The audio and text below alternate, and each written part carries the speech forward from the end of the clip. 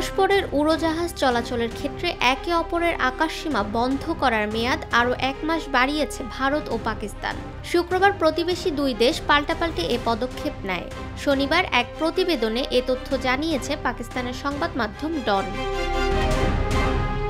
Pakistan airports authority উড়োজাহাজ পরিচালকদের উদ্দেশ্যে দেওয়া বিজ্ঞপ্তিতে জানিয়েছে, ভারতীয় উড়োজাহাজের জন্য পাকিস্তানের আকাশসীমা ব্যবহারে নিষেধাজ্ঞা আগামী 24শে জুন ভোর 4:49 পর্যন্ত বাড়ানো হয়েছে।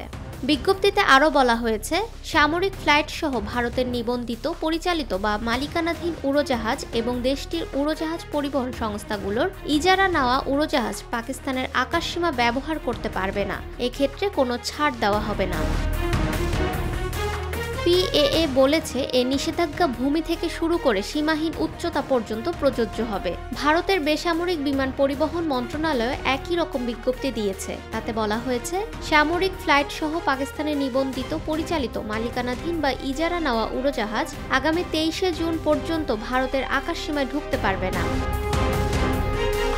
গত 22শে এপ্রিল জম্মু কাশ্মীরের পেহেলগামে বন্দুকধারী হামলায় 26 জন বেসামরিক মানুষ নিহত হন।